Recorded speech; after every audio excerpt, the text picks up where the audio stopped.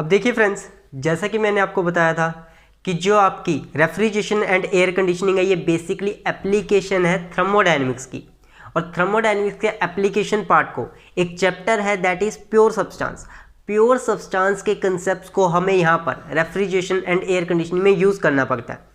तो कुछ basic term, ये बेसिक टर्म मैं आपको थर्मोडायनेमिक्स में बहुत अच्छे से एक्सप्लेन करूंगा, पर यहाँ पर आरएसी को पढ़ने के लिए जितनी ज़रूरी है वो मैंने आप लोगों के लिए मेंशन कर दिया, ताकि आपको किसी भी तरह की न्यूमेरिकल के कंसेप्ट समझने में, प्रॉब्लम समझने में किसी तरह की कोई प्रॉब्लम, किसी भी तरह की कोई दिक्कत ना आए।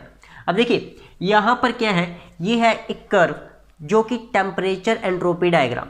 टेम्परेचर, ध्यान रखिए, ये क्या है, टेम्परेचर एंट्रोपी। वाई एक्सिस पर हमारा टेम्परेचर है, एक्स एक्सिस पर हमारा क्या है, एंट्रोपी। ये क्या होता है, ये बनता है एक सैचुरेशन डोम, इसे कहा जाता है सैचुरेशन डोम। और ये बनता क्यों है, क्या कारण है इसका बनने का? देखिए, जो आपका रेफ्रिजरेंट होता है, जब वो इवेपोरेटर के अंदर एंटर करता है तो वो किस फॉर्म में होता है, वो आपका लिक्विड इस वेट रीजन के अंदर होता है। उसके अंदर लिक्विड प्लस वेपर दोनों के कंटेंट होते हैं। लेकिन जब वो इवेपोरेटर से एग्जिट करता है तो वो वेपर की फॉर्म में होता है, वेपर की फॉर्म में। तो वो अपना फेस चेंज करता है। ये हम लोग वीसीआरएस साइकिल में बहुत अच्छे से पढ़ेंगे कि वो अपना फेस चेंज करता है। अब फेस चेंज करता है तो हमारे पास एक सैचुरेशन डोम बनता है, सैचुरेशन डोम। अब यहाँ पर देखिए, जो आपको बेसिकली समझने हैं, जो आपको याद रखने हैं जो पॉइंट्स, वो क्या है, देखिए इस कर्व के अंदर ये सैचुरेशन डोम है मेरा, ये सैचुरेशन डोम है। इस डोम के अंदर इस साइड का रीजन कहलाता है सब कूल्ड रीजन। इसे कहा जाते हैं, ये कर्व, ये पूरा का पूरा सब कूल्ड रीजन। इसके बीच का, इस सैचुरेशन डोम के अंदर के रीजन को कहा जाता है वेट रीजन, वेट। और इससे बाहर का रीजन, इस कर्व से बाहर का रीजन कहलाता है सुपर हीटेड रीजन। यहाँ पर जो आपका रेफ्रिजरेंट होगा वो होगा लिक्विड फॉर्म में। ध्यान रखिएगा, सब कूल्ड रीजन के अंदर जो रेफ्रिजरेंट होता है वो लिक्विड फॉर्म में होता है। आपके वेट रीजन के अंदर, इस वेट रीजन के अंदर जो रेफ्रिजरेंट होगा वो आपका लिक्विड प्लस वेपर दोनों मिक्सचर होगा, मिक्सचर वेट रीजन के अंदर। और सुपर हीटेड रीजन के अंदर जो आपका रेफ्रिजरेंट होगा वो होगा वेपर फॉर्म में, वो वेपर की फॉर्म में पाया जाएगा। अब देखिए मैंने क्या किया है, ये मैंने कर्व ड्रॉ किया है। ये कर्व क्या शो करता है, ये शो करता है प्रेशर इज कांस्टेंट। एक पर्टिकुलर, जैसे कि आपका 1 एटमॉस्फेयर, जो आपका रेफ्रिजरेटर है वो किस प्रेशर पे काम कर रहा है, कौन सा प्रेशर है, उसके आसपास में कौन सा प्रेशर लग रहा है, कंडेंसर के ऊपर कौन सा, 1 एटमॉस्फेयर प्रेशर। एटमॉस्फेरिक प्रेशर कितना रहेगा, 1 एटमॉस्फेयर। तो एक पर्टिकुलर प्रेशर पर आपको जो टेम्परेचर एंट्रोपी डायग्राम पर जो कर्व मिलता है वो कुछ इस तरह का मिलता है। ये आपको कर्व मिलता है फ्रेंड्स, ये ध्यान में रखिएगा। ए से बी, इस कर्व पर मैंने कुछ पॉइंट शो किया है, ए से बी, बी से बी, सी, डी और ई, ये आपको कर्व ध्यान रखना है। ये ए आपका कहां पर है, इस ए के कोरिस्पोंडिंग टेम्परेचर टी ए है जो कि सब कूल्ड रीजन के अंदर है। अब ये आ गया बी पॉइंट। अब ये बी पॉइंट क्या है फ्रेंड्स, ये बी पॉइंट है आपका किस पर, सैचुरेशन लिक्विड पर। यहां पर आपका सैचुरेशन लिक्विड आ गया, सैचुरेशन लिक्विड बी पॉइंट। इसके बाद क्या होगा, जो आपका लिक्विड है वो वेपर में कन्वर्ट होना शुरू हो जाएगा। तो बी से जब आप जाओगे सी पर, अगर सी स्टेट है तो यहां पर आपका रेफ्रिजरेंट लिक्विड प्लस वेपर की फॉर्म में है, यानी कि वो वेट रीजन के अंदर है। फिर वो आया डी पॉइंट पर, मतलब कि सारा का सारा लिक्विड वेपर में कन्वर्ट हो चुका है। ये वाली जो लाइन आपको शो करेगी, ये वाली लाइन, ये करेगी आपकी सैचुरेशन वेपर को शो करेगी। सैचुरेशन वेपर मतलब यहाँ का सारा लिक्विड वेपर में कन्वर्ट हो चुका है, पूरा का पूरा वेपर में कन्वर्ट हो गया। और उसके बाद ये मैंने एक ई पॉइंट दिखाया जो कहाँ पर है, सुपर हीटेड रीजन। मतलब आपका रेफ्रिजरेंट जो है वो अब क्या बन चुका है, वेपर बन चुका है, सुपर हीटेड वेपर बन चुका है। देखिए इस डोम के अंदर जो प्रेशर की लाइन है वो टेम्परेचर के साथ हॉरिजॉन्टल है। हॉरिजॉन्टल मतलब कि आपका जो टेम्परेचर है वो तो चेंज नहीं हो रहा। यहाँ से बी से लेकर डी पॉइंट तक आपका कोई टेम्परेचर चेंज नहीं हो रहा। क्यों? क्योंकि यहाँ पर इवेपोरेटर अपना, ये रेफ्रिजरेंट अपना फेस चेंज करता है। और जब वो कोई भी मटेरियल अपना फेस चेंज करेगा तो उसके टेम्परेचर में किसी भी तरह का कोई चेंज नहीं होता जब तक पूरा का पूरा फेस चेंज नहीं हो जाता, तो टेम्परेचर कॉन्स्टेंट हो जाता है। तो यहाँ पर आपका टेम्परेचर कॉन्स्टेंट रहेगा। बी से लेकर डी तक आपका क्या रहेगा, टेम्परेचर कांस्टेंट, क्योंकि रेफ्रिजरेंट अपना फेस चेंज कर रहा है, लिक्विड से वेपर में कन्वर्ट हो रहा है। और जो प्रेशर की लाइन रहेगी वो भी हॉरिजॉन्टल रहेगी। तो ध्यान में रखिएगा कि इस वेट रीजन में यानी कि इस सैचुरेशन डोम के अंदर आपकी जो प्रेशर की जो लाइन बनती है वो हॉरिजॉन्टल बनती है, टेम्परेचर के साथ बनती है। देखिए ए पॉइंट का temperature T A, B C D यहाँ पर फेस चेंज हो रहा है तो तीनों का temperature same, T B T C T D. और जो ई पॉइंट है, ई पॉइंट के कोरस्पॉन्डिंग टेम्परेचर रहेगा टीई, ई पॉइंट के। इस रीजन से बाहर आपका जो प्रेशर कांस्टेंट है वो इंक्लाइन लाइन बनाएगा, इस रीजन से बाहर आपका प्रेशर जो है वो फिर से इंक्लाइन लाइन बनाएगा। चाहे आपका सबकूल्ड रीजन हो, चाहे आपका सुपर हीटेड रीजन हो, जो आपका प्रेशर है, प्रेशर कांस्टेंट प्रेशर लाइन वो इंक्लाइन रहेगी और वेपर डोम के अंदर ये लाइन रहेगी हॉरिजॉन्टल। ये आपको ध्यान में रखना है। अब देखिए एक टर्म आपको ध्यान में रखनी है, डिग्री ऑफ सब कूलिंग, इसे अंडर कूलिंग भी कहा जाता है। डिग्री ऑफ सब कूलिंग ये IES में 2 नंबर में पूछा गया है, 2 नंबर 2 मार्क्स का क्वेश्चन पूछा गया ये कि डिग्री ऑफ सुपर कूलिंग या फिर डिग्री ऑफ सब कूलिंग या अंडर कूलिंग क्या है। ये है बेसिकली बी पॉइंट और ए पॉइंट के बीच का डिफरेंस, बी पॉइंट और ए पॉइंट के टेम्परेचर का, बी पॉइंट पर कितना टेम्परेचर है और ए पॉइंट पर कितना टेम्परेचर है, उनके बीच का difference, that is TB minus TA। अब ये बी पॉइंट और ए पॉइंट क्या है, बी पॉइंट क्या रहेगा आपका सैचुरेटेड कर्व, ये आपका सैचुरेटेड लिक्विड कर्व, कौन सा कर्व है, सैचुरेटेड लिक्विड कर्व पे ये पॉइंट आपका TB, ठीक। ये आपका क्या रहेगा, उसी प्रेशर पर, जिस प्रेशर पर बी है, जिस प्रेशर पर बी है उसी प्रेशर पर ए, प्रेशर चेंज नहीं करना। तो सबकूल्ड रीजन के अंदर, सबकूल्ड रीजन के अंदर जिस प्रेशर पर आप बी पॉइंट ले रहे हो, सबकूल्ड रीजन के अंदर उसी प्रेशर पर आप कोई भी पॉइंट उठा लो, यहाँ से ले लो, यहाँ से ले लो, यहाँ से ले लो, जिस मर्जी पॉइंट को उठा लो, उनके बीच का डिफरेंस आपका क्या कहलाएगा, डिग्री ऑफ सबकूलिंग या फिर अंडर कूलिंग कहलाएगा। वैसे ही डिग्री ऑफ सुपर हीटिंग क्या कहलाएगा, डिग्री ऑफ सुपर हीटिंग, ये ई पॉइंट है, ये डी पॉइंट है, ई पॉइंट पर जितना टेम्परेचर होगा, डी पॉइंट पर जितना टेम्परेचर होगा, उनको माइनस कर दीजिए, TE माइनस TD, इनके इन पॉइंट्स के टेम्परेचर जो होंगे ना, ई पॉइंट पर और डी पॉइंट पर जो टेम्परेचर है उसके डिफरेंस को माइनस कर दीजिए, that is degree of super heating. अब ये ई पॉइंट और डी पॉइंट क्या है, डी पॉइंट क्या है, इस कर्व पर, ये कर्व कौन सा है, सैचुरेटेड वेपर, सैचुरेटेड वेपर, यहाँ पर आपका पूरा का पूरा लिक्विड वेपर में कन्वर्ट हो चुका है। तो उस पॉइंट का टेम्परेचर, उस पॉइंट का टेम्परेचर और उसी प्रेशर पर, प्रेशर चेंज नहीं करना, उसी प्रेशर पर सुपर हीटेड रीजन के अंदर कोई भी पॉइंट, आप यहाँ पर पॉइंट ले लीजिए, यहाँ पर पॉइंट ले लीजिए, यहाँ पर पॉइंट ले लीजिए, कहीं भी आप पॉइंट ले लीजिए, कहीं भी, तो उस पॉइंट का टेम्परेचर और ये सैचुरेटेड वेपर के बीच का जो सैचुरेटेड वेपर पे जो टेम्परेचर होगा, उनके बीच के डिफरेंस को हम क्या बोलते हैं, डिग्री ऑफ सुपर हीटिंग। एक बार मैं फिर से टर्म एक्सप्लेन कर देता हूँ, बहुत ज़रूरी है, इनके बिना न्यूमेरिकल सोल्व होंगे ही नहीं। देखिए ये क्या मैंने बताया आपको, ये मैंने आपको बताया सैचुरेशन डोम। यहाँ पर अगर रेफ्रिजरेंट पाया जाता है, इस डोम के अंदर पाया जाएगा तो वो वेट रीजन कहलाएगा। यहाँ पर अगर वो रेफ्रिजरेंट है तो वो सब कूल्ड रीजन के अंदर है, मतलब वो पूरा का पूरा रेफ्रिजरेंट लिक्विड है। इस रीजन के अंदर पाया जाता है तो वो सुपर हीटेड रीजन है, सुपर हीटेड रीजन, ये हमारा सैचुरेशन डोम। ये शो करता है कॉन्स्टेंट प्रेशर, मतलब कि आप प्रेशर को बिल्कुल चेंज नहीं करें, कॉन्स्टेंट प्रेशर की कर्व आपकी दिखती है, इंक्लाइंड रहेगी सब कूल्ड रीजन में, इंक्लाइंड रहेगी सुपर हीटेड रीजन में, और आपकी हॉरिजॉन्टल रहेगी किस में, वेट रीजन के अंदर। TE minus TD, TE minus TD कहलाएगा सुपर हीटिंग, यहाँ से यहाँ का डिफरेंस, सुपर हीटेड रीजन और आपका ये सैचुरेटेड वेपर, इनके बीच का डिफरेंस, पर प्रेशर कांस्टेंट रखना है। ये ई पॉइंट आप यहाँ नहीं ले सकते, यहाँ नहीं ले सकते, यहाँ नहीं ले सकते, इसी प्रेशर पर आपको लेना होगा, इसी प्रेशर पर। तो आपका क्या कहलाएगा, डिग्री ऑफ सुपर हीटिंग। और यहाँ का डिफरेंस यानी कि सैचुरेटेड लिक्विड और ए पॉइंट के बीच का डिफरेंस, ए पॉइंट के टेम्परेचर के बीच का डिफरेंस, ए पॉइंट पर कितना टेम्परेचर है उनका डिफरेंस, TB माइनस TA।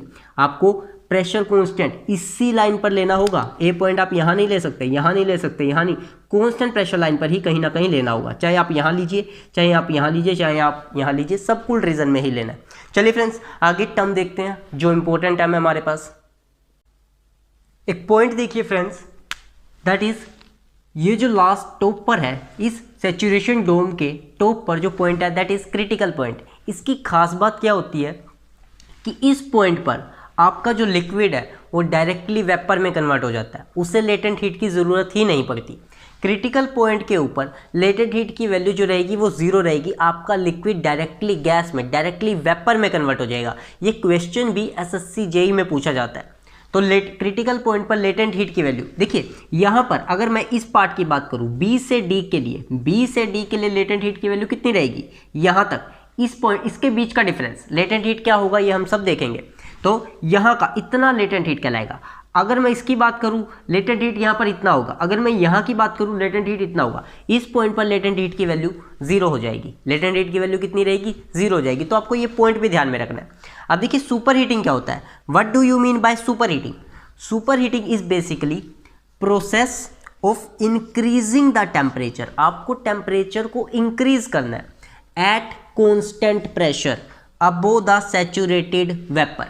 अब देखिए ये कर्व आपका है सैचुरेटेड वेपर, ये सैचुरेटेड वेपर है। तो बेसिकली सुपर हीटिंग का मतलब क्या है कि इस सैचुरेटेड वेपर, सपोज कीजिए मैंने डी पॉइंट लिया, इंक्रीज करो टेम्परेचर को। देखिए आप यहाँ से आप टेम्परेचर को इंक्रीज कर रहे हो, आप ऊपर की तरफ जा रहे हो, जो टेम्परेचर है वो बढ़ रहा है। डी पॉइंट पर टेम्परेचर इतना है तो ई पॉइंट पर टेम्परेचर बढ़ गया है। तो टेम्परेचर को इंक्रीज कर रहे हो लेकिन कॉन्स्टेंट प्रेशर लाइन, ये आपकी लाइन कैसी है, this is your constant pressure line, ये आपकी एक कॉन्स्टेंट प्रेशर लाइन है। अब वो the saturated vapour, saturated vapour से ऊपर आप टेम्परेचर को इंक्रीज करोगे, pressure constant at constant pressure पर आप टेम्परेचर को इंक्रीज करोगे सैचुरेटेड वेपर से ऊपर, उसे हम लोग बोल देंगे सुपर हीटिंग। फ्रेंड्स हमारी स्ट्रेंथ ऑफ मटेरियल जो सोम है उसका कोर्स पैरेलल में चल रहा है। अगर आपने वो वीडियो नहीं देखी तो आप स्ट्रेंथ ऑफ मटेरियल को मेरे मैकेनिकल गेट गुरु के वीडियो सेक्शन में देख सकते हो। एक वीडियो अपलोड हो चुकी है, उसका सेकेंड पार्ट आज अपलोड हो जाएगा। आज जिस डेट को आज ये रेफ्रिजरेशन एंड एयर कंडीशनिंग की वीडियो अपलोड हो रही है, इसी डेट को आपको स्ट्रेंथ ऑफ मटेरियल की वीडियो भी मिल जाएगी। फ्रेंड्स जो अगली टर्म है हमारे पास दैट इज सब कूलिंग। अब ये सब कूलिंग क्या है, it is the process of decreasing the temperature. Super heating में हम क्या कर रहे थे, टेम्परेचर को इंक्रीज कर रहे थे। सब कूलिंग में क्या करते हैं, टेम्परेचर को डिक्रीज करते हैं at constant pressure below saturated liquid. Saturated, super heating के अंदर यहाँ पर क्या था, सैचुरेटेड वेपर था। तो यहाँ पर देखिए सैचुरेटेड लिक्विड आपका ये पॉइंट है, सैचुरेटेड लिक्विड में यहाँ से बी पॉइंट पे टेम्परेचर है टीबी, ए पॉइंट पे टेम्परेचर है टी है एग्जाम्पल के लिए। तो बी पॉइंट पे टेम्परेचर ज़्यादा है तो आप क्या कर रहे हो, आप टेम्परेचर को डिक्रीज कर रहे हो। इस प्रोसेस में आप क्या कर रहे हो, टेम्परेचर को डिक्रीज कर रहे हो, process of decrease the temperature, temperature को डिक्रीज कर रहे हो एट कॉन्स्टेंट प्रेशर। प्रेशर आपका कॉन्स्टेंट रहेगा, इस लाइन के अलॉन्ग प्रेशर क्या रहेगा, constant, below saturated liquid, saturated liquid से नीचे, सैचुरेटेड लिक्विड से आप क्या कर रहे हो, नीचे जा रहे हो। तो ये प्रोसेस आपकी क्या कहलाएगी, सब कूलिंग कहलाएगी। तो फ्रेंड्स ये टर्म मैं आपके साथ डिस्कस कर चुका हूँ। Wet region, mixture of liquid and vapour, जो हमारे पास ये डोम बनी थी, यहाँ का रीजन सैचुरेशन डोम के अंदर, इस रीजन को हम लोग वेट रीजन कहते हैं। That is the mixture of liquid and vapour. यहाँ पर आपका जो रेफ्रिजरेंट रहेगा वो लिक्विड प्लस वेपर, उसके पास दोनों कंटेंट होंगे, लिक्विड के भी और वेपर के भी। अब देखिए क्रिटिकल पॉइंट मैं आपको बता चुका हूँ, ये टॉप पॉइंट क्रिटिकल पॉइंट। इस पॉइंट पर क्या होगा, point above liquid will directly flashes of into vapour. Liquid आपका डायरेक्टली वेपर में कन्वर्ट हो जाएगा, वो आपकी वेट रीजन की स्टेट नहीं आएगी। इस पॉइंट के बाद आपकी वेट रीजन की स्टेट नहीं आएगी, उसको किसी भी लेटेंट हीट की जरूरत नहीं है, वो डायरेक्टली लिक्विड से गैस में कन्वर्ट हो जाएगा। तो value of latent heat of vaporisation eight critical point is 0। ये डायरेक्ट आपसे SSC JEE में 1 नंबर में पूछा जा सकता है ये या आप कोई भी और NLC का एग्जाम आने वाला, NLC के एग्जाम में या किसी अदर PSU के एग्जाम में आपसे पूछा जा सकता है कि जो क्रिटिकल पॉइंट पर लेटेंट हीट ऑफ वेपोराइजेशन की वैल्यू कितनी होती है। तो ध्यान रखिए फ्रेंड्स 0, वहां पर आपका लिक्विड डायरेक्टली कन्वर्ट हो जाता है वेपर में। अब देखिए फ्रेंड्स जो अगली टर्म आती है और बहुत ही इंपॉर्टेंट टर्म जो हमसे एग्जाम में बार बार पूछी जाती है, दैट इज ड्राइनेस फ्रैक्शन और क्वालिटी। ड्राइनेस फ्रैक्शन और क्वालिटी, इसका मतलब क्या है, देखिए it is defined as ratio of mass of vapour to the total mass of mixture, mass of vapour to the total mass of mixture. ये definition, ये जो स्टेटमेंट है आपसे क्वालिटी की, ये SSC JEE के एग्जाम में डायरेक्ट पूछी गई है। आप अगर SSC JEE के लिए प्रिपेयर कर रहे हैं तो आप प्रीवियस ईयर में देख सकते हैं कि जो क्वालिटी है इसकी डेफिनेशन आपसे एग्जैक्ट पूछी गई है। मैं आपको बताता हूं कि इसका मतलब क्या है। अब देखिए मैंने आपको क्या कहा था कि आपका एक वेट रीजन होता है, वेट रीजन ये आपका क्या बनता है, ये आपका सैचुरेशन डोम बनता है, ये आपकी एक कांस्टेंट प्रेशर लाइन बनती है। तो कोई पॉइंट यहाँ पर है C पॉइंट, तो यहाँ पर क्या होगा, आपका लिक्विड भी होगा, आपका वेपर भी होगा, liquid plus vapour, that is your wet region C point पर। तो ये क्या है कि इस कोई भी पर्टिकुलर पॉइंट, वेट रीजन के अंदर कोई भी पर्टिकुलर पॉइंट पर आपकी रेशियो रहेगी कि उसके अंदर उस पॉइंट पर वेपर का मास कितना है, क्योंकि उसके अंदर दोनों है, लिक्विड भी है वेपर भी है, तो वेपर का मास कितना है अपॉन में टोटल मास, मतलब कि मास of vapour upon mass of liquid. यहाँ पर देखिए दिखा भी रखा है, हम इसे एक्स से रिप्रेजेंट करते हैं क्वालिटी फैक्टर को, इसको क्वालिटी को, दैट इज ड्राइनेस फ्रैक्शन। तो मास ऑफ वेपर अपॉन में टोटल मतलब वेपर का मास प्लस लिक्विड का मास, दोनों के मास अपॉन में रहेंगे, मतलब पूरे के पूरे मिक्सचर का, इस पॉइंट पर जितना लिक्विड प्लस वेपर आपका पूरा का पूरा मास है उसे आपने अपॉन में रखा हुआ है, और आपने डिनोमिनेट इसमें न्यूमरेटर में आपने क्या रखा है, मास ऑफ वेपर, कि वेपर का मास कितना है। अब इस x की वैल्यू कहाँ तक वेरी कर सकती है, इस x की वैल्यू 0 से 1 तक वेरी कर सकती है, या तो इसकी वैल्यू 0 हो सकती है और मैक्सिमम इसकी वैल्यू 1 हो सकती है। देखिए अब 0 कब होगी, फॉर सैचुरेटेड लिक्विड, अगर आपका सैचुरेटेड लिक्विड है उस केस में आपकी ड्राइनेस फ्रैक्शन की वैल्यू 0 होगी। ड्राइनेस फ्रैक्शन की वैल्यू, सैचुरेशन लिक्विड कहाँ होगा, यहाँ पर होगा, यहाँ पर होने से इस पॉइंट पर सारा का सारा क्या है अभी, लिक्विड है, सारा का सारा लिक्विड है, तो वेपर तो है ही नहीं, तो वेपर नहीं है, तो वेपर की वैल्यू कितनी हो गई, 0। इस 0 को आप यहाँ पर रखोगे तो x की वैल्यू भी क्या निकल कर आएगी, आपकी 0 निकल कर आएगी। अगर मैं इस पॉइंट की बात करूँ, यहाँ पर ये क्या है आपका, ये आपका सैचुरेटेड वेपर, यहाँ पर आपको x की वैल्यू 1 मिलेगी। क्यों, क्योंकि यहाँ पर आपका कोई भी लिक्विड नहीं है, आपका कुछ भी लिक्विड नहीं है, सिर्फ सारा का सारा क्या है, वेपर। तो यहाँ पर भी आपका क्या हो गया, मास ऑफ वेपर, इसकी वैल्यू हो गई 0, तो मास ऑफ वेपर अपॉन में मास ऑफ वेपर, ये कितना आ गया, 1। तो आपका सैचुरेटेड वेपर पर जो x की वैल्यू रहेगी, ड्राइनेस फ्रैक्शन की वैल्यू रहेगी, वो 1 रहेगी, दैट इज मैक्सिमम वैल्यू।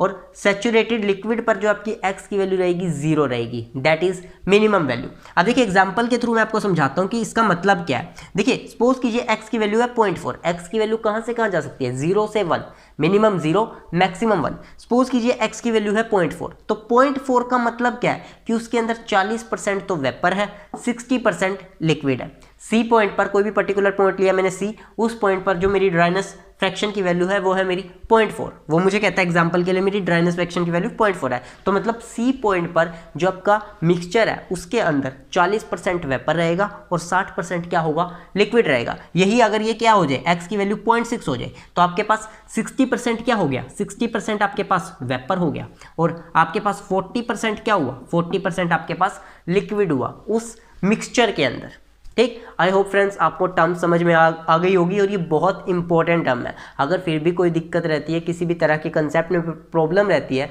तो आप कमेंट बॉक्स में मेंशन कर देना फ्रेंड्स, मैं आपकी प्रॉब्लम को सोल्व कर दूंगा। चलिए फ्रेंड्स आगे टर्म देखते हैं। अब देखिए friends, expression of enthalpy at various states, ये एंथैल्पी के कुछ बेसिक फॉर्मूले हैं जो हमें अपने न्यूमेरिकल्स में एज इट इज़ यूज़ करने पड़ते हैं। देखिए ये क्या है आपका temperature entropy diagram, temperature entropy, ये आपका सैचुरेशन टर्म, ये आपकी कांस्टेंट प्रेशर लाइन। 5 पॉइंट मैंने आपके यहाँ पर मेंशन किया है। देखिए A point, B point, C point, D और ई। ई पॉइंट कहाँ पर है, सुपर हीटेड रीजन में। डी पॉइंट कहाँ पर है, सैचुरेटेड वेपर। सी पॉइंट कहाँ पर है, वेट रीजन में। बी पॉइंट है आपका सैचुरेटेड लिक्विड, और ए पॉइंट कहाँ पर है, सब कूल्ड रीजन। तो ये टोटल 5 पॉइंट है हमारे पास, और इन 5 पॉइंट पर हमें एंथैल्पी की वैल्यू निकालनी आनी चाहिए। अब देखिए अगर आप बात करो बी पॉइंट पर, इस बी पॉइंट पर एंथैल्पी कितनी होगी, आप कैसे निकालोगे। बी पॉइंट पर जो एंथैल्पी होगी वो सैचुरेटेड लिक्विड की एंथैल्पी होगी, सैचुरेटेड लिक्विड की एंथैल्पी, और उसे दिखाया जाएगा HF से। HF इसकी रिप्रेजेंटेशन रहेगी। न्यूमेरिकल्स में आपको इसकी वैल्यू दे दी जाएगी, डायरेक्ट आपको वैल्यू दे दी जाएगी कि जो सैचुरेटेड लिक्विड की जो वैल्यू है दैट इज आपको गिवन होगी। ठीक, तो उसकी वैल्यू को हम लोग HF, आपको टेबल दी होती है एग्जाम में, आपको कई बार टेबल दी जाती है, तो वहाँ पर आपको HF मिलेगा, HF लिखा हुआ मिलेगा, तो आप समझ जाइए कि वो किसकी वैल्यू है, सैचुरेटेड लिक्विड की। वैसे ही HD, इस D पॉइंट पर अगर मुझे एंथैल्पी चाहिए तो वो होगी सैचुरेटेड वेपर की एंथैल्पी, क्योंकि D पॉइंट कहाँ पर है, सैचुरेटेड वेपर पर। B पॉइंट कहाँ पर था, सैचुरेटेड लिक्विड पर था। तो यहाँ की जो एंथैल्पी होगी उसे दिखाया जाएगा H से। H टेबल के अंदर आपको H मिल जाएगा पर्टिकुलर। देखिए पर्टिकुलर प्रेशर पर है, एक पर्टिकुलर प्रेशर पर है, तो वहाँ पर आपको पर्टिकुलर प्रेशर के कोरस्पॉन्डिंग आपको Hg की वैल्यू आपको टेबल में मिल जाएगी। जब क्वेश्चंस करेंगे वहाँ पर और अच्छे से देखेंगे। तो सैचुरेटेड वेपर की जो एंथैल्पी होगी वो Hg से डिनोट होगी, यानी कि D पॉइंट पर जो एंथैल्पी होगी वो Hg से डिनोट होगी। अब अगली देखिए C पॉइंट की। C पॉइंट कहाँ पर है, C पॉइंट है वेट रीजन के अंदर। अब यहाँ पर आ जाता है ट्विस्ट, ये आपको एंथैल्पी निकालनी सीखनी होगी कि अगर आपको वेट रीजन के अंदर एंथैल्पी निकालनी पड़ जाए तो आप कैसे निकालोगे। तो वहाँ पर जो एंथैल्पी होगी, वेट रीजन के अंदर जो एंथैल्पी आपकी होगी वो होगी, देखिए HF प्लस X HFG। इसका मतलब क्या है, HF क्या, HF B पॉइंट की एंथैल्पी, B पॉइंट की एंथैल्पी, HF B पॉइंट की एंथैल्पी प्लस X क्या है आपका, ड्राइनेस फ्रैक्शन। ड्राइनेस फ्रैक्शन क्या बताया था, मास ऑफ वेपर अपॉन में टोटल मास ऑफ मिक्सचर, यानी कि मास ऑफ वेपर अपॉन में मास of vapour plus mass of liquid. जैसे कि मैंने आपको बताया था मास ऑफ वेपर अपॉन में मास of vapour plus mass of liquid, ये आपका x होता है। तो यहाँ पर आपको x की वैल्यू रखनी है। और फिर HFG का मतलब क्या है, HG माइनस HF, यानी कि यहाँ की इंथैल्पी माइनस यहाँ की इंथैल्पी। तो यहाँ की इंथैल्पी Hg होगी, यहाँ की इंथैल्पी HF होगी। ये क्या है, super heated vapour, saturated vapour, ये क्या आपका सैचुरेटेड लिक्विड। तो इन दोनों की इंथैल्पी का डिफरेंस आपका HFG बनेगा, यानी कि Hg माइनस HF। ये मेन इंपॉर्टेंट फॉर्मूला, ये फॉर्मूला आपको याद रखना है क्योंकि ये तो डायरेक्ट वैल्यू आपको मिल जाएगी। ये फॉर्मूला आपको ध्यान रखना है। अब देखिए 2 पॉइंट और बचते हैं, B की हो गई, C की हो गई, D की हो गई। अब बचा A पॉइंट और E पॉइंट। अगर आपको इस सुपर हीटेड रीजन में एंथैल्पी निकालनी पड़ जाए किसी पर्टिकुलर पॉइंट पर, तो देखिए HE, मैंने E पॉइंट की एंथैल्पी, E पॉइंट की एंथैल्पी कैसे निकलेगी, HD plus CP of vapour TE minus TD। HD मतलब यहाँ की आपकी इंथैल्पी, यहाँ की इंथैल्पी। अब देखिए यहाँ की निकालनी है ना, तो यहाँ की जितनी यहाँ पर है प्लस देखिए इंथैल्पी का फॉर्मूला क्या होता है, चेंज इन इंथैल्पी का CP डेल्टा T होता है। तो यहाँ की इंथैल्पी निकाल ली। अब आपको यहाँ की निकालनी है, यहाँ तक पहुँच चुके हैं, प्लस करना है क्योंकि कुछ यहाँ पर ज़्यादा होगी ना, यहाँ पर टेम्परेचर ज़्यादा है, तो आपकी इंथैल्पी यहाँ पर E पॉइंट पर ज़्यादा होगी, तो जितनी D पर प्लस। अब यहाँ पर ये जो है ये वेपर फॉर्म में है, ये किस फॉर्म में है, वेपर फॉर्म में। तो आपको CP वेपर का लेना है, ध्यान रखिएगा, बहुत बच्चे गलती करते हैं। तो आपको वेपर का CP लेना है, CP of vapour, specific heat किसकी लेनी है, वेपर की। और यहाँ का डिफरेंस हो जाएगा TE माइनस TD। तो इस फॉर्मूले से आप सुपर हीटेड रीजन के अंदर एंथैल्पी निकाल सकते हो। हमें डायरेक्ट न्यूमेरिकल्स में यूज़ करने हैं ये फॉर्मूले फ्रेंड्स, आप प्रॉपर नोट्स बनाते रहिएगा, ठीक। उसके बाद क्या आता है, ये क्या रहता है आपका सुपर हीटेड वेपर। ये जो आपकी E पॉइंट पर एंथैल्पी रहेगी, ये किस रीजन में है, सुपर हीटेड वेपर रीजन है, ठीक। उसके बाद आता है A point, last point. A point पर अगर मुझे एंथैल्पी निकालनी है तो मैं क्या करूँ, इस पॉइंट पर जो एंथैल्पी होगी, इस पॉइंट पर एंथैल्पी होगी, उसमें से अब देखिए B पॉइंट का टेम्परेचर ज़्यादा है, A पॉइंट का टेम्परेचर कम है। A पॉइंट का टेम्परेचर A पॉइंट का इतना है और B पॉइंट का इतना है, तो B का टेम्परेचर ज़्यादा है, B पर एंथैल्पी ज़्यादा होगी, मुझे A की निकालनी है। तो B की एंथैल्पी में से कुछ माइनस करना पड़ेगा ताकि मैं A तक पहुँचूँ।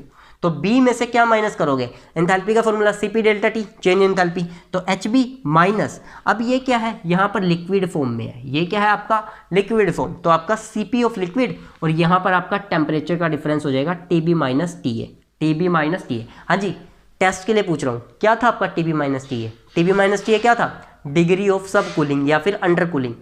TE माइनस TD क्या था, TE minus TD degree of super heating. That is, ये आपकी है 5 फॉर्मूले अलग अलग पॉइंट पर एंथैल्पी को निकालने के, और ये बहुत इंपॉर्टेंट है फ्रेंड्स। ऐसे ही 5 फॉर्मूले हमें एंट्रोपी के लिए भी याद रखने हैं। अभी हमने ये 5 फॉर्मूले देखे जिसमें हम लोग एंथैल्पी निकाल सकते हैं अलग अलग पॉइंट पर। अब देखेंगे एंट्रोपी कैसे निकालें, सेम A पॉइंट पर, B पॉइंट पर, C पॉइंट पर, D पॉइंट पर और E पॉइंट पर। बहुत इंपॉर्टेंट है, ध्यान रखिए, प्रॉपर नोट्स बनाते रहिए। और किसी भी तरह की दिक्कत हो फ्रेंड्स, मैं आप लोगों के साथ व्हाट्सएप नंबर शेयर कर रहा हूँ 8053918722। अगर आपको किसी भी तरह की कोई भी प्रॉब्लम है, कंटेंट के रिगार्डिंग कोई भी प्रॉब्लम, कोई भी डाउट है, आप इस नंबर पर मैसेज कीजिए, व्हाट्सएप ग्रुप में मैं आपको ज्वाइन कर लूँगा। चलिए फ्रेंड्स, देखते हैं अब एंट्रोपी कैसे निकलती है। अब देखते हैं फ्रेंड्स एंट्रोपी को निकालने के तरीके, उन्हीं 5 पॉइंट्स पर क्या बेसिक फॉर्मूले हैं हमारे पास एंट्रोपी को कैलकुलेट करने के लिए।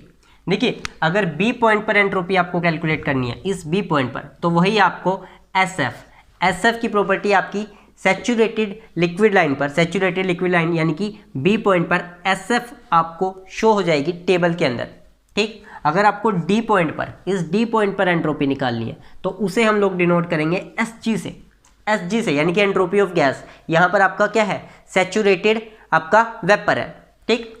अब बात आती है C पॉइंट पर यानी कि वेट रीजन के अंदर आपको निकालनी है, वेट रीजन के अंदर एंट्रोपी। तो आप कैसे निकालोगे, B पॉइंट की एंट्रोपी प्लस XSFG, SFG मतलब क्या रहा, बी पॉइंट पर जो आपकी एंट्रोपी है वो किसके बराबर है, SF के बराबर है, SF के बराबर प्लस x क्या आपका ड्राइनेस फ्रैक्शन, ड्राइनेस, और SFG का मतलब क्या होगा, SG minus SF, SG minus SF मतलब यहाँ की एंट्रोपी माइनस यहाँ की एंट्रोपी, इस एंट्रोपी में से ये एंट्रोपी माइनस कर दीजिए, that is SG minus SF।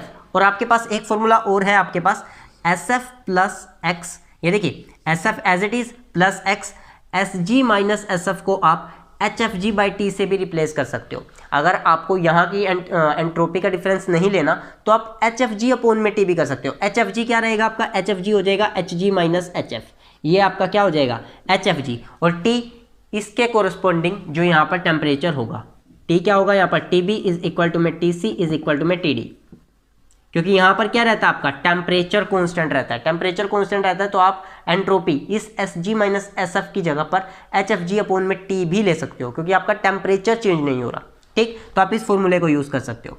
उसके बाद अगर आपको E पॉइंट पर एंट्रोपी निकालनी है तो क्या होगा, यहाँ की एंट्रोपी, D पॉइंट पर एंट्रोपी SD प्लस अब CP of vapour log natural TE/TD, CP of vapour, क्योंकि यहाँ पर आपका वेपर है, CP of vapour log natural, E point पर निकालनी है तो TE/TD हो जाएगा, TE/TD ये एंट्रोपी निकालने का फॉर्मूला E पॉइंट पर। अगर A पॉइंट पर एंट्रोपी निकालना चाहते हो तो यहाँ पर A पॉइंट पर निकालना चाहते हो तो SB में से कुछ माइनस करना होगा, SB में से कुछ माइनस किया, SB माइनस कितना माइनस किया, CP ऑफ लिक्विड, यहाँ पर एंट्रोपी क्या है, CP of liquid log natural TB/TA, ठीक। CP यहाँ पर आपका लिक्विड आ चुका है तो लिक्विड के लिए आप क्या यूज करोगे, CP of liquid log natural TB upon में TA। तो ये है बेसिकली 5 फॉर्मूले, 5 अलग अलग पॉइंट्स पर एंट्रोपी को निकालने के फॉर्मूले। और फ्रेंड्स न्यूमेरिकल्स में देखना हम कैसे इन्हें यूज करेंगे।